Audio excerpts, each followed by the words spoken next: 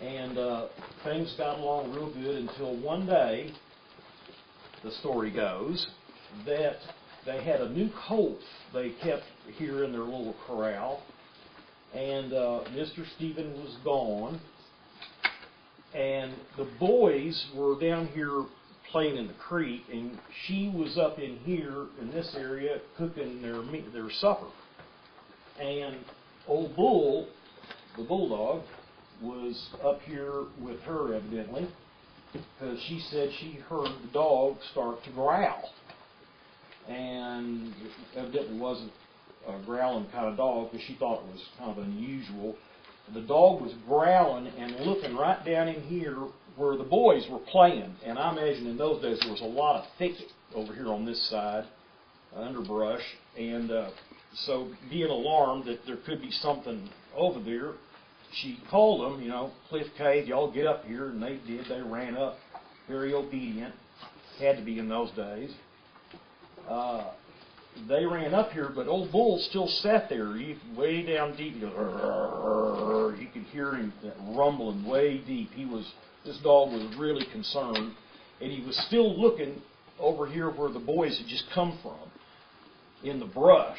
And so Mrs. Stephen got her gun. She had an old muzzle-loading rifle, and she got that thing and loaded it up, and got the boys back and she told Bull to sick them. And he tore off down into the brush there, and he tangled with a panther. And according to the tale, they come tumbling out. I mean, it was teeth and claws and blood, and just a terrible battle. And evidently the fight, as it progressed, the panther got kind of cornered up in here.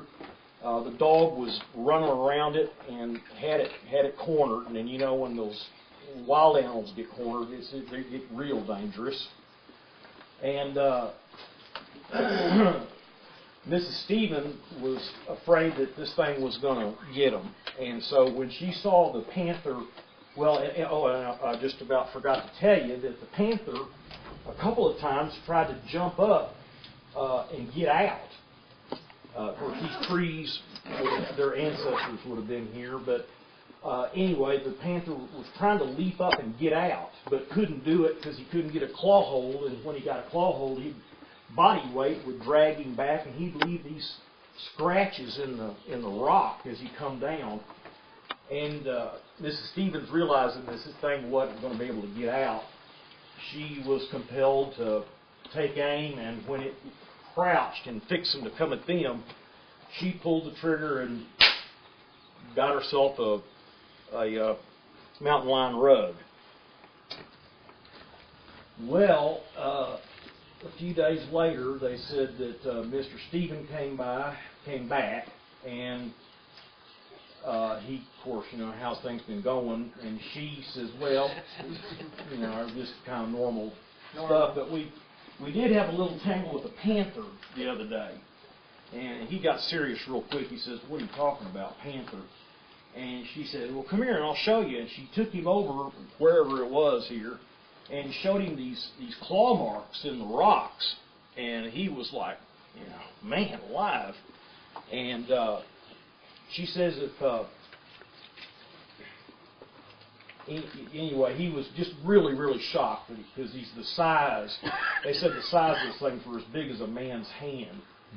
And she had skinned this skinned the panther out, and had it all pegged out, stretching it. And I don't know, maybe they're stretching it, but the story claims that the panther, from the tip of his nose to the tip of his tail, he was 9 feet long, which is a pretty good size animal, even if he did stretch a little. Well, Mr. Stephen, that was too much. He says, we're getting out of here, I'm moving you. He picked up all their belongings, chunked them into the wagon. Cliff and Kay got in there, and they set off west, started another little settlement that grew into the present town of Stephenville.